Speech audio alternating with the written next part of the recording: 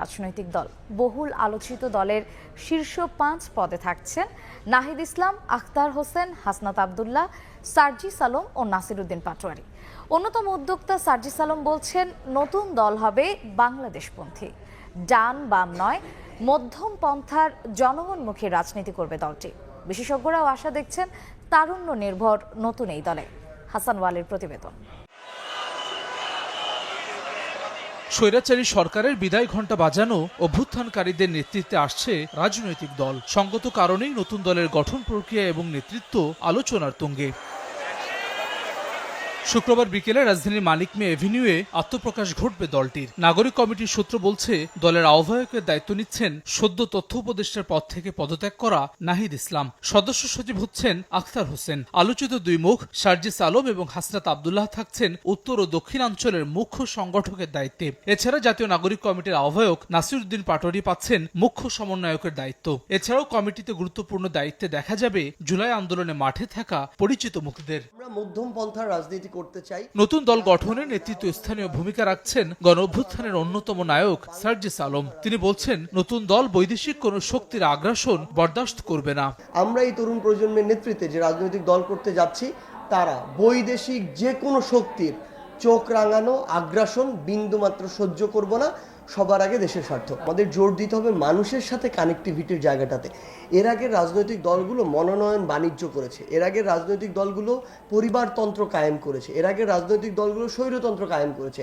আমরা মনে করি বাংলাদেশে এই সময়টা শেষ হয়েছে। দেশের স্বার্থ অক্ষুণ্ণ রেখে মধ্যম পন্থার জনগণমুখী রাজনীতি করার প্রত্যয় সার্জিস আলমের। বাংলাদেশে গতানুগতিক যে রাজনৈতিক কালচারগুলো ছিল, এগুলো থেকে আমাদের এখন বের হয়ে আসতে হবে। আমাদের রাজনৈতিক কালচার হবে জনগণমুখী, রাজনৈতিক কালচার হবে দেশের স্বার্থমুখী। না ডান না বাম না হচ্ছে উপর নিচ, এরকম কিছু না। মধ্যম পন্থার একটা রাজনীতি করতে চাই এবং আমরা আমাদের জায়গা থেকে মনে করি আমরা বাংলাদেশ পন্থার রাজনীতি করতে চাই। নতুন দল নিয়ে বিশেষ আগ্রহ রয়েছে রাজনৈতিক বিশ্লেষকদেরও। ঢাকা বিশ্ববিদ্যালয়ের রাষ্ট্রবিজ্ঞানের শিক্ষক অধ্যাপক সাব্বির আহমেদও সম্ভাবনা দেখছেন তরুণদের এই নেতৃত্বে। গতানুগতিক পথে না হেঁটে দলের অভ্যন্তরীণ গণতন্ত্র চর্চার উপর জোর তার।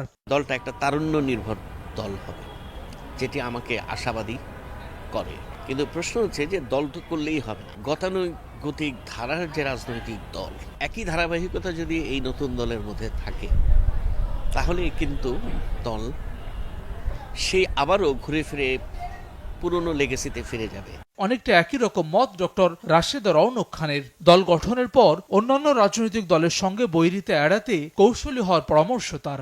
অন্যান্য রাজনৈতিক দল, বিশেষ করে বাংলাদেশের দুটি বড় রাজনৈতিক দল থেকে পথ চলায় যে ধরনের ভুলগুলো হয়েছে, সেগুলো শুধরে নিয়ে তারা সামনের দিকে এগোবে, এটা সকলের প্রত্যাশা। একজন নাহিদ ইসলাম পদত্যাগ করেছে, কিন্তু অন্যান্য আরও কয়েকজন আছেন, দুজন আছেন, তারা যদি সংশ্লিষ্ট থাকেন এবং তারা যেহেতু এই আন্দোলনের সাথে সংশ্লিষ্ট ছিলেন, তাদেরকে নিয়েও প্রশ্ন আসতে পারে। এই সকল মানে সরকারে থাকা অবস্থায় রাজনৈতিক দল করলে যেটা বিএনপির ক্ষেত্রেও বলা হয়ে থাকে, সেরকম তাদের ক্ষেত্রেও বলা হবে। এটা খুব স্বাভাবিক। এখন সরকার থেকে নিজেদের অবস্থানটাকে দূরত্ব তৈরি করার কি প্রক্রিয়া হতে পারে, সেটা তাদেরকেই বিবেচনা করতে হবে। নাগরিক কমিটির সূত্র বলছে, শুক্রবার প্রাথমিকভাবে শতাধিক সদস্যের আহ্বায়ক কমিটির যাত্রা শুরু হবে। পরবর্তীতে যা বাড়তে পারে।